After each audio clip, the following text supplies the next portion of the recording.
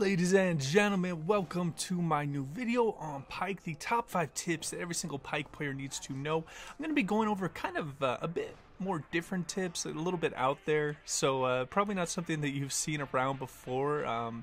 If you have any suggestions or maybe critique on the tips, or maybe you're like, hey, that doesn't really work for my type of play style, please comment down below. I'd love to hear your thoughts on that.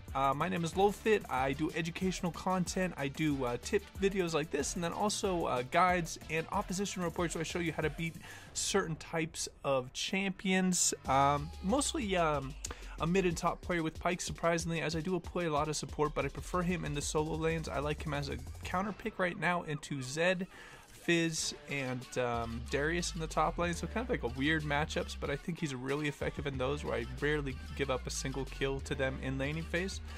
So yeah, without further ado, let's jump right into number 1. I want to go over kind of a different concept with Pyke, where you really look to take advantage of his AoE that he can do. I know it can be really tempting to just take a kill when they're at low HP and just do that execute, but what I find can be really effective is waiting for them to start running to their allies and take advantage of that to get, first of all, a gap closer to the next enemy by using the enemy that you're going to kill anyways.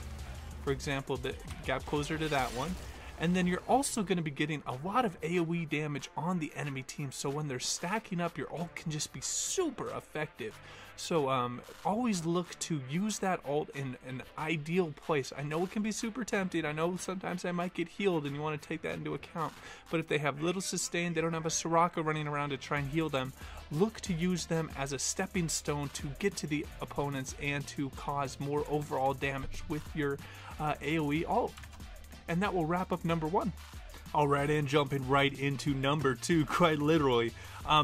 I know that a lot of people like using the execute for that extra gold income when you're playing Pyke, and it can do a lot of damage, but also you can look at it as a type of gap closer to chase people down when you have numbers advantage and you know that your team doesn't need your damage to kill the target, they just need to catch him. So what you can be doing is, say they're at full health but you got a bunch of friends behind you, you can just use your ult in and then get the Q and throw them behind you and stun.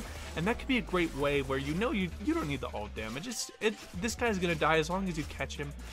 You can look to use your ult in this way. It doesn't always have to be a killing tool. It can be a great way to gap close and just get him in range of your allies to get them to finish him off.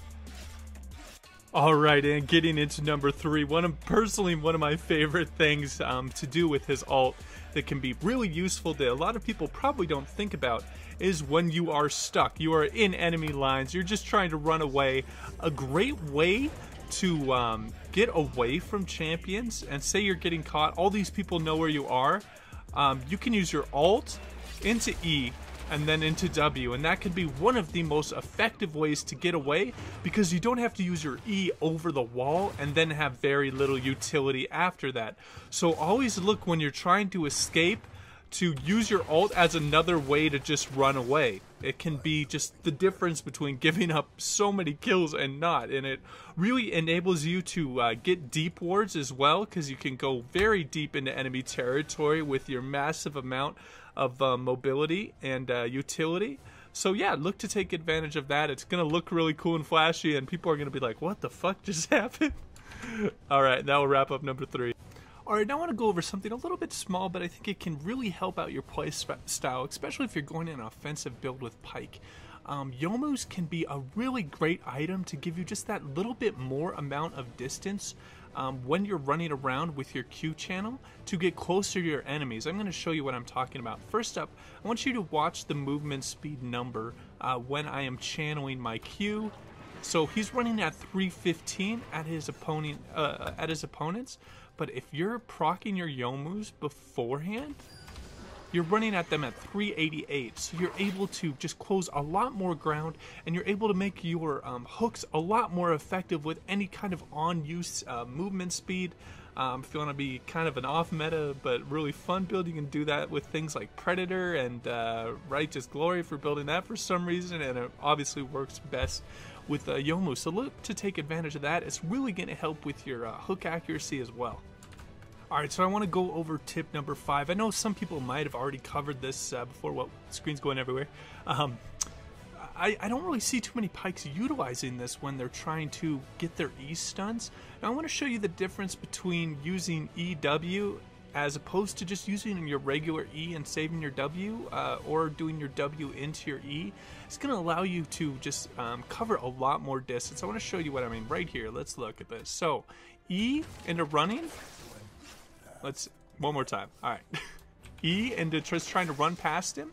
I'm not getting that stun when I'm starting right at this these fruits every single time. I'm not getting that stun every single time. It's too far away. If you want to increase the range of your stun, you go E into W, and then it's, since you have the increased movement speed, it's going to enable your E even further. Then also, I think it will work with the Youmuu's as well. Oh, maybe not. Maybe the Youmuu's isn't enough movement speed to help you. The Youmuu's will help you. Yeah, there we go. Will help you with the stun. So look to increase your movement speed, because after your dash, you have a little bit of time to cover as much ground as you can to increase your stun length. This is also obviously done with the flash combo. But you can, if you don't want to use your flash and commit that much, your W can be a great way to increase that stun length of the line. It really can be a difference between hitting like one person or 2 or 3 people with your stun. So look to take advantage of that. Now that will wrap up my 5 tips for Pyke. If you guys feel like there was something else I should have covered in this video, obviously I can't cover everything with this kind of format, but please let me know down below. I love talking Pyke. He's one of my favorite kind of pocket counter picks into a lot of weird champions.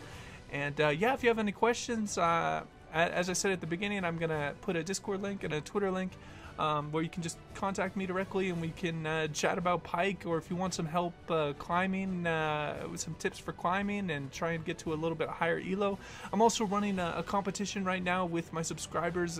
Anyone who joins, I just give them an AOPGG review, give them a bunch of tips for climbing, and the person who gains the most divisions at the end of the week will get a prize, whether it be like $10 RP, or I'm going to do a one-on-one coaching session with them for a while, or I don't know. I'm going to have a bunch of different choices for the winner to choose from. So make sure to check that out, and as always, guys, take it easy.